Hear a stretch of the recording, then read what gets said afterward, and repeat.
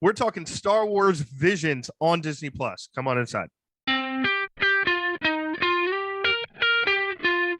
What's up, everybody? We're the Jersey Comic Crew. Today we're talking about Star Wars Visions. The latest from the Star Wars property brings us an anthology series in the animated form, taking the best and brightest minds from Japanese animation studios and bringing them into the Star Wars universe to let them play with their toys.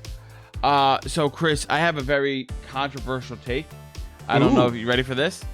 Yeah, because you texted me and you were like, you hey, what did you think? And I'm like, save it for the episode. We will talk. So I watched them all. And I said that after I watched them all. This is the best thing to happen to Star Wars since Star Wars New Hope, or if that's the first name of the movie. I think them focusing on grounded stories instead of being clouded up in the skies, focus on character-driven content. Fantastic. Star Wars needs to do more than that. Allowing for universes where it's more than just Luke Skywalker and his family that have powers, create the mystery of the world. Another one is cultural diversity, which you don't really see in Star Wars because it's just the same carbon copy thing throughout things, and then you have a mix. He's like, oh, he's an alien though, but like just to see the Japanese heritage represented so well, especially in like episode 8 in Lop and Oko, like it was phenomenal. And I'm like, after watching this, I can see like, all right, Star Wars, like this is the kind of direction you have to go, not necessarily with these individual stories, but like taking off the barriers that you put on yourself with the Skywalker saga and allowing the whole world of Star Wars to flourish, because you could have all these different heroes, all these different stories be done, and then like you could have the Empire be the villain like you saw in some of these, and the ending of this series doesn't have to be, oh, and we toppled the government, right? It could be just like, oh, we freed the planet and that's the end of it, right? I loved a lot of them. Some of them weren't as great as others, but like for the most part, it felt like each individual episode was kind of like their elevator pitch to Disney, like, hey, if you let us do a show, this is what you're gonna get. Totally. I agree. I think this was definitely an elevator pitch. I think you liked it way more than I did because you're kind of already in that world of the anime stuff. I'm lesser so in that. I liked a lot of, like, there's 2 or 3 episodes I really liked. The first one I liked a lot. In that small village, I love the kind of dark ambiance, the very hardcore etched, like Japanese old school samurai movie drawing stuff. The contrast with the colors with black and white was fantastic. Contrast with the lightsaber colors, I thought was fantastic. The studio who did that, by the way, just so you know, and for those of you guys who are on the up and up, the same animation that did Batman Ninja. So Batman Ninja, who did that, did this first episode. Which I have seen Batman Ninja and I did enjoy it. And then I thought my favorite one out of the 8 or 9 was was the Ninth Jedi. The Ninth Jedi? That was my favorite one, where you had this kind of, again, it was a small story, right? It was about this girl and her dad is this Jedi lightsaber worksmith, which I thought was really cool. Yep. And he creates lightsabers. I love that the lightsaber crystals themselves weren't kind of, you're just like, your color's chosen. It's based on your mood and your intentions. And I like the whole twist at the end, going to that kind of outskirts in space where like you think all the Jedi are there and they're actually the evil ones, and the dude in the creepy suit's actually the last really good Jedi. I like the story that's centered around the girl as well. It was so good to see that story really fleshed out, and like the fact that like you have somebody making a lightsaber, something that all Star Wars fans treasure, like, oh my god, we see the life of that person. And the animation studio that did that did one of the best sports animes out there, Haikyuu. So just graphically, just watching how they play was so good. That's a really good episode. Yeah, and I would say overall, Rob, as someone who, this is a cool episode to do, right? Because usually when it comes to Star Wars, I'm the one who's like, here's all the information, here's all the stuff, because I know Star Wars. And now this has been absolutely flipped on its head, where it's like, Rob's like, here's all the anime information, and it has to do with Star Wars, but it connects all this, and I'm like, I like fighting, like it's like, I'm like, I thought the choreography was cool. There are a couple episodes that like there's no way I would ever watch again. Which one would that be? I want to know which one you hate. Episode 2 I thought was absolutely terrible. Oh my god, I loved episode 2 with the music and stuff like that. I was so bored. I like, there were some that I was just waiting to end to get to the next one. Okay. And then there were some that I wanted more. I loved the Elder episode. That was where good. It was the Jedi and his apprentice going to that outskirt world, and then they fight this old Sith, like like how a lot of animes are, the old guy who's like decrepit and then just a complete badass. And in that one, you saw the lightsaber was like an actual like katana, right? Yeah, it had that samurai sword katana shape to it, which was really cool. So for that episode, the Elder, and the same with the episode with the twins, with the two Sith Lord twins. Yes. That's the same animation studio, Trigger, I believe, and they made Kill La Kill, which you're not going to know, but it's renowned for great fighting, right? Yeah, because the choreography is phenomenal. Exactly. Talking about that gave me an idea for Star Wars, right? Mm-hmm. So often we see the Star Wars lightsaber sabers, the regular like tube and you hit people with, and them introducing the katana shape. Yes, I get it because they're paying homage to the Japanese heritage, but you could so easily have that be a part of the Star Wars mythos. But like, okay, if they have the katana one, their fighting style, they're more fast and nimble and let's say edgy, right? Versus the traditional one, they're more for power strikes. You think of like Kylo Ren and Vader, how they wield the blade, and it kind of like could take Star Wars and evolve it. Like your fighting style also depends what kind of saber you have, and I think that could be a cool avenue that they could travel down. Yeah, and they have a little bit, right? Like the dark saber does not look like a normal lightsaber. True. And it's not shaped as a normal lightsaber. It's more of a kind of an Excalibur-esque blade. Yes. But there are different forms of lightsaber fighting.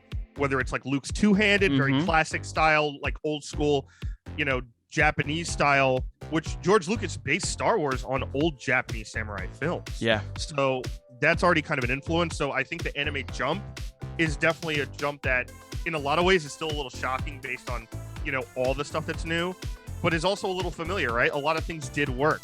I would say, I wasn't too big of a fan of the last two. Like I'm someone who's never gonna get used to like furry creatures with faces talking. Oh, okay. I get that. So that one I was a little off. The twins one, that was like episode 3-ish. Yeah. I think I wanted to like, but it was one of those that like some of it just didn't make sense. Like I don't know how they were in space breathing or how their hair was flowing in space.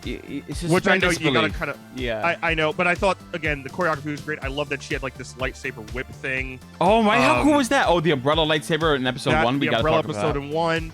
I love the kind of like. I don't know if I'm correct on this, but like the Gundam chick when he's putting the kyber crystal in the lightsaber and he's like putting it together. When he's fighting back, and it had almost like that Gundam connection sound. I was like, oh, I know that. Is that with the like the Astro Boy one? Are you referencing that one? No, I was talking about when in the twins one where he starts fighting back against his sister and he's setting up his lightsaber and it's clicking in. But the Astro Boy one I liked a lot more than I thought I would. I did too. I thought that was really cool. Like the whole fact that like you're an artificial AI and then like you could be one with the Force and you could kind of connect to it. But like I understand the twins one and it's Lop and Ak, right? That you didn't get it because like it's a little like it's hard to just suspend disbelief. You're like, all right, well, what'd you get hung up on? The breathing space, the hair flowing. Everything else you loved makes sense. Everything else I thought was cool. Lop and Ak, it was like a different alien race, but it was kind of furry, so it was weird. And I understand that's a community I'm never gonna understand. Sorry. What I really liked, believe it or not, episode 4, The Village Bride. Right. Yeah. I thought like it was cool and everything. The reason I like it, I want to highlight it a little bit with you guys here, is the way the village used the Force and technology to be more one with nature. And I feel like that's a very cool aspect of the Force we don't get to see too often. But like I said, like I think they just allowed them to not evolve Star Wars, but like look at Star Wars in a different light and in situations we didn't think, like how they use the Force. Different style weapons, different fighting styles. I think it's really cool. And this brings us to, I guess, the last question, right? Like, do you see a future with Star Wars doing this anime style of animation? Me personally, I'm going to say yes, right? I think they knocked it out of the park. I think this is the best animation. It might be biased, yeah, but like, I mean, the story-driven episodes we're getting in one episode beats. I mean, this season for me, another hot take. This whole season destroys Bad Batch for me. I would say I think because it's one episode each and it's very focused on kind of finishing a short. It's like short stories, right? Yeah. It's like you open up a book of short stories and you're gonna get your 3-act play in 15 to 20 minutes. So yeah, like Bad Batch had a lot of filler episodes, a lot of episodes that kind of drove characters, way longer format. Mm-hmm. And you and I both know like about anime, like it's long as hell. You're gonna get episodes of whether it's DBZ people screaming for 20 minutes or or when we were kids, Pokemon episodes of like nothing. So and I mean, this also had Jedi's fighting, and this Bad Batch didn't, so it's a little unfair. And it's also you get the Jedi, you get a lot more lightsaber. They focus really heavy on Jedi and Sith. And I wanted to answer a question you asked earlier too, which was like you like how this is like new representation. This is where they need to go forward. I think this is absolutely another step. I think Mandalorian was a big step for them, focusing not on Skywalker, even though there's a little bit of that. There's going to be more shows down the line, as we know, coming out that are going to be both part of Skywalker's saga, because that's how they make their nut, and also away from it. And I think, like you and I have talked about this too, the animation form is so advanced now. Yeah. Whether it's how they do Bad Batch and Clone Wars, or how they're testing these waters with Japanese animation and anime, that they can kind of tell these different stories and unique stories. I would love a unique story if this was, to answer the question, the Ninth Jedi episode that became a long form series. I'm all in. If this was even the first episode that became a long form series, or like the Elder episode, maybe even that Village episode, because you had that really cool female Jedi who was like in secret, you could tell, and she was like really not wanting to like use the Force at all. But if it was some of the other episodes, and I'm saying this as the casual audience member, right? Those episodes might placate to people like Rob and who are anime in, and they're like, yeah, I'll watch it. It's Star Wars anime and blah, blah, blah. But for people like me, where they want to get a bigger audience into this stuff, I would take like harder, if it was like episode 2, I'm like, there's no way I'm watching this. You didn't like it, so I loved the episode. I mean, I watched all these in Japanese because like I'm like that's the way they made it. Because you're an anime snob, yes. Well, I mean, Japanese studio, they made it for Japanese. I'm gonna go with what they want. Good. Anime snob. And then like the Tatooine episode, it was so weird and kooky, but like I loved it at the end because like the music was so good. I was like, oh, I'm down with this Jabba thing. I just didn't connect to the music. I didn't connect to the episode. It was one of the episodes I was like, all right, next. Like I'm waiting for the next episode to happen. I thought like Boba Fett would be a little more in it, besides that one part where he brings the slug guy. I think that's why I think that bringing Boba Fett in was like a double-edged sword, because it was like, oh cool, Boba Fett, and that's the only one that brings something in. But also the second you see Boba Fett, everybody's like, I want to see cool stuff with Boba Fett. Oh, we're not getting that. Just focus on this like slice of life kind of show, which you get that anime slice of life show. Like, oh, they're just having a band and they're just rocking out, trying to survive in this world. Okay, cool. And I get that might be definitely a harder sell for most fans. So that's a question I have for you too, Rob. Is with these episodes and with your expertise in the anime world, way more than mine, are there episodes, maybe one or two, that you think Star Wars should definitely move these forward into a full series? If this is the test of all these kind of short stories, obviously they want to see the reaction of who liked what. What do you think are the episodes that made sense, and am I on the right track in thinking? For me, I think by far the best one to do that with would be episode 8, Lop and Oko. Remind people about that one. So that one is the one where this girl escapes slavery from the Empire, gets adopted by this family. Fast forward a couple of years, the one daughter who's originally birthed into the family says, hey, I'm going to join the Empire. Like, that's good for the planet. We have to go with them. Yep. The father and the adopted daughter thinks, hey, that's not cool. Eventually, a clash brings out. They hand down a family heirloom lightsaber, essentially the katana version, with some engravings on it, which was really cool visually to see that kind of like engraving on like a lightsaber, right? Mm-hmm. And then they battle at it back and forth for a little bit, and they both separate, right? And I think the reason that you could do this is like you could have her be a main protagonist. So easy. Like you have the sister dynamic going back and forth. Obviously the big bad's the Empire. She has to take down her sister. Maybe it's like all located on this planet, taking out various things. The series ends where they make amends and they kick the Empire off the planet. I think there's a lot to go there, and like the whole dynamic back and forth. You get flashbacks of why she got abducted. The Empire's there, what they're doing to the planet. I think that one would be a very good episode. I know a lot of people are going to think instinctively like the twins. I know a lot of people are getting traction with that one being a show, which I can see that. But like for me, it was just flash. There was no substance. Lop and Alco was substance and flash. So that's why I think it. And especially you get that cool like bow, staff, nunchuck, lightsaber thing that they were. Now, was that the one with the slavery one at the end, Rob? Remind me too, because was that the one where the guy was in love with one of the sisters, and then he decides to leave to be the apprentice so she doesn't die. No, that was episode 9, which that was episode 9, which I was not too fond of. That one was okay. Yeah. So I still, the one I'm referencing is the one that you said has the furry in it. The furries, yeah, like which that's never gonna... just turns you off because like Absolutely. she was like a beast alien hybrid. Yeah, and which is weird because like we look at Beast from X-Men and everyone's like, yeah, that's fine and normal.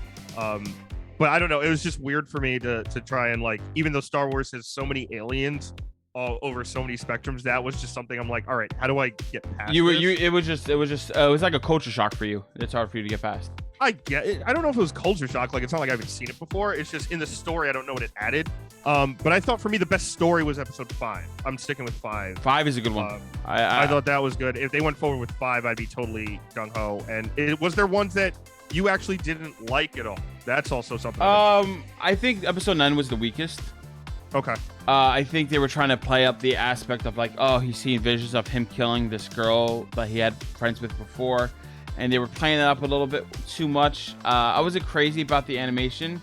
The animation studio is very good. I like their other work. I'm drawing a blank right now on what they've done. But I just think that was the weakest. Not saying that one's I hated at all. Yeah. Just for me, that one just didn't do anything for me. So that just didn't do anything for me. But guys, we want to hear your thoughts on Star Wars Visions. Well, let us know down in the comments below. What were your favorite episode? Which episode should see a full series? And do you think Star Wars and anime, Japanese culture has a future moving forward? We want to know. Hey guys, thanks so much for watching. Give us a thumbs up, like, really helps the channel out a lot. If you're brand new, subscribe and turn on those notifications. You don't miss any more stuff we have on Star Wars or anything else we have. Make sure you check out other videos on the channel if you missed them. And as always, I'm Chris Heller. That's Rob Moran. We're the Jersey Comic Crew, and we'll see you next time.